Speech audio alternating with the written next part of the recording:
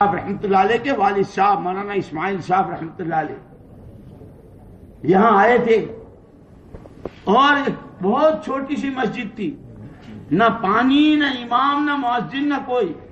یہاں پڑھ گئے، خود ہی پانی لاتے تھے، وضو کرتے تھے، خود ہی اذان کہتے تھے، خود ہی نماز پڑھتے. ایک دن خیال آیا کہ بھائی وہاں گاؤں میں تھا تو وہاں تو 27 درجے میری جماعت سے نماز ہوتی تھی، اب یہاں تو اکیلا ہو گیا. تو وہ سڑک اکبر روڈ جو ہے وہاں جا کر کے بیٹھ گئے مولانا اسماعیل صاحب رحمۃ اللہ. 4 آدمی جا رہے تھے. اے بھائی کہاں کے ہو، کون ہو؟ اجی ہم تو میوات کے ہیں. کیسے کہاں جا رہے ہو؟ ارے میوات میں بہت قحط سالی ہے، بہت لوگ بھوکے مرے ہیں، بچے بھوکے ہیں، مزدوری کی تلاش کو آئے ہیں. تو اگر میرے یہاں مزدوری مل جائے، کام مل جائے، ان کے ہمیں تو کام کرنا. چلو مولانا اسماعیل صاحب رحمۃ اللہ علیہ ان کو لے کر یہاں آئے. وہ تو کچھ بھی نہیں جانتے. پانی مولانا اسماعیل صاحب رحمۃ اللہ علیہ نے بھرا، ان کو وضو کرائی اور نماز کے لیے کہا جیسا میں کروں ویسا کریو، میں کھڑا رہوں تو کھڑے رہیو. اس طرح نماز پڑھائی. نماز کے بعد پھر 2 آنے دیے. اجی یہ کیا ہے؟ ہم نے ابھی تک کوئی کام تو آپ کا کیا نہیں. مولانا اسماعیل صاحب رحمۃ اللہ علیہ نے فرمایا کہ آج تم نے وہ کام کیا ہے کہ کئی دنوں سے میری نماز اکیلے کی نماز تھی، آج تمہاری برکت سے میری نماز جماعت کی 27 گنا ہو گئی. یہ عمومی جشن وہاں سے شروع ہوا ہے. اور پھر مولانا محمد الیاس صاحب رحمۃ اللہ علیہ جس طرح اپنا سارا گھر قرآنوں نے سنائی ہے، کس طرح آہیں بھرتے تھے اور کس طرح راتوں کو روتے تھے، اور جو کچھ اپنا تھا سارا کس طرح لگایا تھا کہ مولانا یوسف صاحب رحمۃ اللہ علیہ، مولانا انعام الحسن صاحب رحمۃ اللہ علیہ چھوٹے چھوٹے تھے، ان کو لائے تھے کاندھے سے. لیکن ایسی بھوک کہ نہ گھر میں اماں جی کے پاس کچھ ہے، نہ بہار حضرت کے پاس کچھ.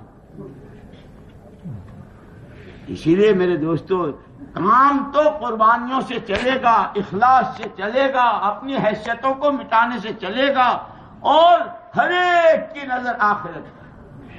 پھر ان کو جو اللہ کے خزانوں سے ملے گا وہ ایسا ملے گا. اسی لیے کہتے ہیں جو پائپ لائن ہوتا ہے نا، پائپ لائن آدھے کا نل بھی ہوتا ہے، 5 انچی ہوتا ہے، آدھے انچی ہوتا ہے، 1.5 انچی ہوتا ہے، اور وہ بڑے بڑے پائپ جس میں آدمی پورا کھڑا ہو جاتا ہے، ہوتا ہے نا گٹر وغیرہ جو بنتے ہیں.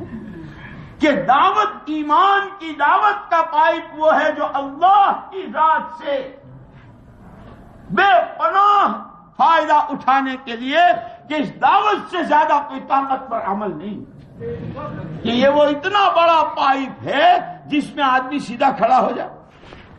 کہ اس راستے سے جب دعوت کے کام کو اپنا کام بناتا ہے اور اپنی اصلاح کی نیت ہو، اپنی تربیت ہو رہی ہو، اپنا اللہ کی ذات سے تعلق بڑھ رہا ہو، اپنی قبر کا فکر ہو کہ کتنوں کو میں نے دفن کیا، مجھے بھی تو دفن ہونا ہے، کتنوں کے جنازے اٹھائے، میرا بھی تو اٹھے گا، میرا کیا ہوگا.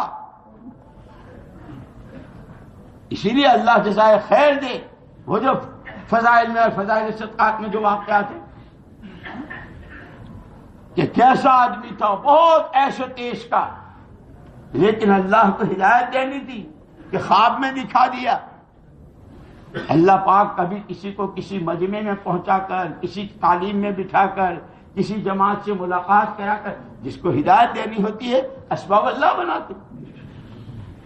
کہ مالک بن دینار کو ہدایت دینی تھی، ان سے کام لینا تھا کہ خواب دیکھ رہے ہیں، خواب میں اژدہا دیکھ رہے ہیں، چٹیل میدان ہے، وہ اس کا پیچھا کر رہا ہے. پڑھا ہوگا آپ لوگوں نے، میں اس کی تفصیل میں نہیں جاتا کہ اس راستے سے اللہ ہدایت دے رہے ہیں. ڈاکو ہیں، روز ڈاکہ ڈالتے ہیں. اللہ کو کام لینا ہے کہ برابر میں ایک آدمی تہجد کے لیے اٹھا ہوا ہے برابر کے مکان میں، اور یہ رسی سے چل رہے ہیں ڈاکہ ڈالنے کے لیے آدھی رات، اور ان کے کان میں آیت پڑ رہی ہے الم یأن للذین آمنوا ان تخشع قلوبہم لذکر اللہ. ایمان کے دعوے دار ہو، ابھی تمہارے لیے وہ گھڑی نہیں آئی کہ تمہارے اندر میں خوف خدا پیدا ہو، کان میں آیت کیا پڑھنی تھی، آدھے راستے سے نیچے آئے ہیں اور یوں کہتے ہوئے گھر گئے، ہاں آ گیا، ہاں آ گیا، میرے لیے وقت آ گیا۔ گھر گئے ہیں، غسل کیا ہے، توبہ کی ہے، اللہ نے دین کا کام لیا ہے، معمولی محنت نہیں ہے۔ اللہ مولانا الیاس صاحب رحمۃ اللہ علیہ کے قبر کو نور سے منور فرمائے، سچ فرمایا اور سچ فرمایا، خدا کرے ہم اس محنت کو سمجھیں۔ اللہ نے مجھ کو قرن اول کا ہیرا دیا، لیکن ہیرے کا مطلب یہ کہ ہیرا لے کے پھرتے رہو کہ وہ تو رگڑا رگڑی ہوتی ہے، جتنا رگڑے کھاتا ہے اتنی چمک ہوتی ہے، اور جتنی چمک آتی ہے ہیرے میں اتنی قیمت بنتی ہے۔ لیکن عجیب بات ہے، وہ ہیرا جس پتھر پر رگڑے کھاتا ہے نا، پارس کہتے ہیں اس کو، وہ تو وہیں کا وہیں رہتا ہے، اس کی قیمت نہیں بڑھتی کہ اس کے ہاتھوں سے جتنوں نے رگڑ کھائی، ہم نے جتنوں کی تشکیلیں کی، ہم نے جتنوں کو رلایا، ہم نے جتنوں کو ہنسایا، ہم نے جتنوں کو ملکوں میں پھرایا، ہمارا کیا ہوا؟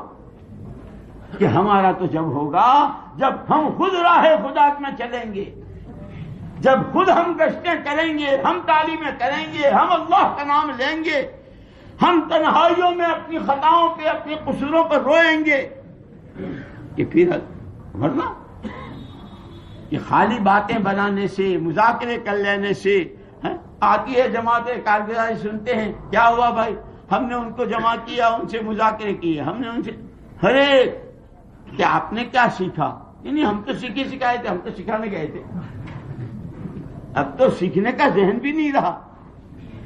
اسی لیے میرے دوستو، جیسے میں نے عرض کیا تھا، اللہ جل جلالہ عم نوالہ نے ساری مخلوقات میں سب سے اونچی استعداد اللہ کی ذات کے لامتناہی خزانوں سے فائدہ اٹھانے کی اللہ نے انسان میں رکھی۔